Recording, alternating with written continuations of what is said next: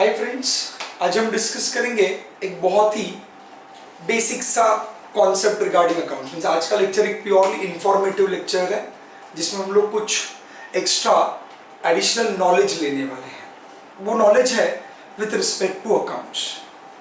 आपको पता है, हमने जब अकाउंटिंग सीखा और जब हम पहला स्टेप फॉलो कर रहे थे तब हमने अकाउंट्स को क्लासीफाई किया था, हर एक अकाउंट को, वेदर वो अकाउंट हमारा रियल अकाउंट है, वेदर वो पर्सनल है, वेदर वो नॉमिनल है।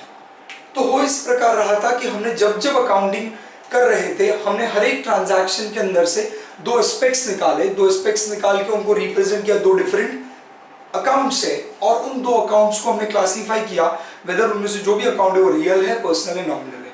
ऐसा हमने इसलिए किया था क्योंकि हमें पता है हमारे जो गोल्डन रूल्स हैं, बेसिक रूल्स ऑफ अकाउंटिंग है डेबिट एंड क्रेडिट के, वो हमें हेल्प करते हैं डिसाइड करने में कि कोई भी ट्रांजैक्शन में किस अकाउंट को डेबिट करना और किसको क्रेडिट करना। बट वो रूल अप्लाई करने के लिए आपको पहले ये पता होना जरूरी कि वो अकाउंट रियल था, पर्सनल था या नॉमिनल था, राइट। सो हमने जब हम शुरुआती दौर में थे, जब हम जर्नलाइजिंग करते तो हमारे ट्रांजैक्शन को रियल, पर्सनल, नॉमिनल से लेते। जैसे हमारा basic transaction, cash introduced into the business as a capital, right. तो आप एंट्री पास करते हो cash account debit to capital account. ये क्यों हुआ? क्योंकि आपने पहले क्या किया, दो अकाउंट्स इसमें से ढूंढे, एक इस ट्रांजैक्शन में इन्वॉल्व जो था वो कैश अकाउंट था और एक जो था वो कैपिटल अकाउंट था। फिर आपने क्लासीफाई किया, कैश आपका रियल था, इज़न्ट इट? और रियल का रूल आपको पता है, डेबिट व्हाट कम्स इन। ये ट्रांजैक्शन में कैश आ रहा है इसलिए हमने कैश को डेबिट किया।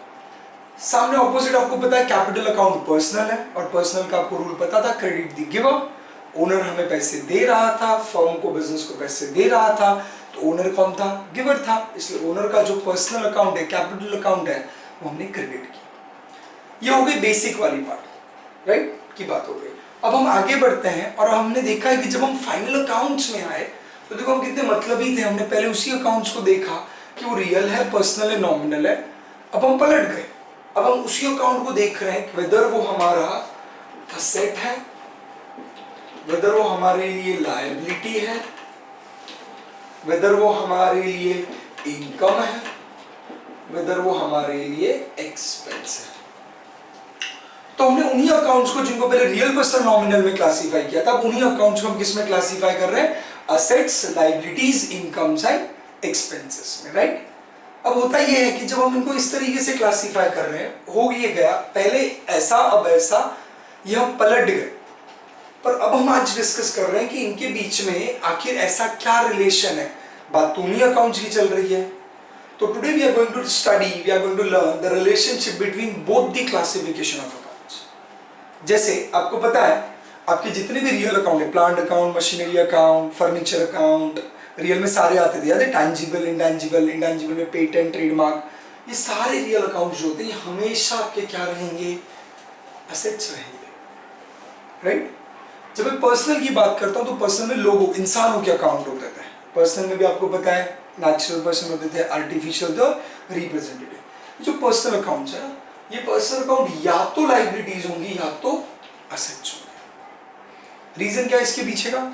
रियल अकाउंट किसके होते हैं? थिंग्स, चीजों के अकाउंट्स होते हैं। तो चीजें हमारे लिए हमेशा क्या रहेंगी? हमारे बिजनेस की असेट्स रहेंगी। बट जब मैं इंसानों की बात कर रहा हूँ तो इंसान हमारे लिए दो स्टेज पे खड़े रह सकते हैं, या तो मुझे उनसे पैसा लेना है या तो मुझे उनको पैसे देने हैं।